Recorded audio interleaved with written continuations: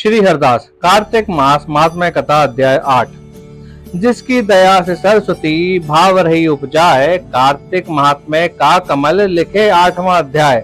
नारद जी बोले, अब मैं कार्तिक व्रत के उद्यापन का वर्णन करता हूँ, जो सब पापों का नाश करने वाला है।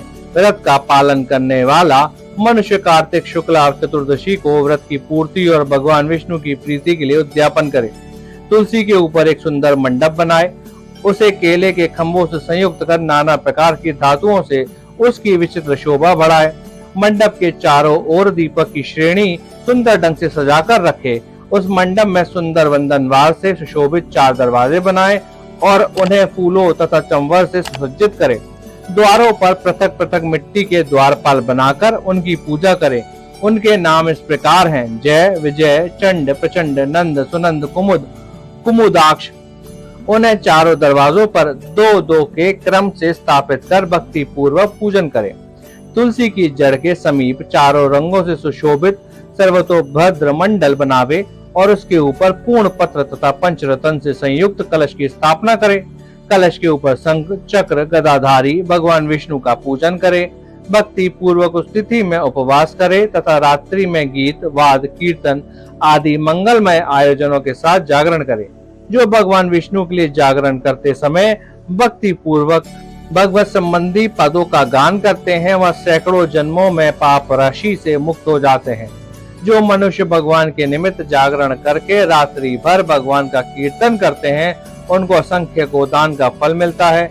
जो मनुष्य भगवान की मूर्ति के सामने नित्य गान करते हैं, उनके अनेक जन्मों का एकत्रित पाप नष्ट हो जाते हैं। जो भगवान के सम्मुख बैठकर कीर्तन करते हैं और बंसी आदि बजाकर भगवान भक्तों को प्रसन्न करते हैं तथा भक्ति से रात्रि भर जागरण करते हैं, उन्हें करोड़ों तीर्थ करने का फल मिलता है। उसके बाद पूर्णमासी में एक सप्रतिनिक ब्राह्मण को निमंत्रित करें। प्रातः काल स्नान व देव पूजन कर वेदी पर अग्नि की स्थापना करें और भगवान की प्रीति के लिए तिल और खीर की आहुति दें। होम के शेष विधि पूरी करके भक्ति पूर्वक ब्राह्मणों का पूजन करें और उन्हें यथाशक्ति दक्षिणा दें। फिर उनसे इस प्रकार क्षमा प्रार्थना करें: आप सब लोगों की अनुकंपा से मुझ पर भगवान सदैव प्रसन्न रहें। इस व्रत को करने से मेरे 7 जन्मों के किए हुए पाप नष्ट हो जाएं और मेरी संतान चिरंजीवी हो।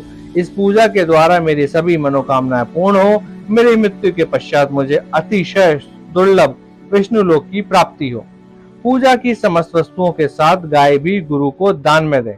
उसके पश्चात घर वालों और मित्रों के साथ स्वयं भोजन करें। भगवान द्वादशी तिथि को शयन से उठे, त्रयोदशी को देवताओं से मिले और चतुर्दशी को सबने उनका दर्शन एवं पूजन किया, इसलिए उस तिथि में भगवान की पूजा करनी चाहिए। गुरु की आज्ञा से भगवान विष्णु की सुवर्णमयी प्रतिमा का पूजन करें। इस पूर्णिमा को पुष्कर तीर्थ की यात्रा श्रेष्ठ मानी गई है। कार्तिक माह में इस विधि का पालन करना चाहिए। जो इस प्रकार कार्तिक के व्रत का पालन करते हैं, वह धन्य और पूजनीय है। उन्हें उत्तम फल की प्राप्ति होती है। जो भगवान विष्णु की भक्ति में तत्पर हो कार्तिक में व्रत का पालन करते हैं, उनके शरीर में स्थित सभी पाप तत्काल नष्ट हो जाते हैं। जो श्रद्धा पूर्वक कार्तिक के उद्यापन का महात्म्य सुनता है या सुनाता है, वह भगवान विष्णु का सायुज्य प्राप्त करता है। भक्ति की इस ज्योति को फैलाने के लिए चैनल को सब्सक्राइब करें और बेल आइकन दबाएं, ताकि अगला अध्याय आप तक सबसे पहले पहुंचे। कमेंट में जय कार्तिकेश्वर लिखकर अपनी श्रद्धा प्रकट करें और बताइए कि इस कथा ने आपको क्या संदेश दिया।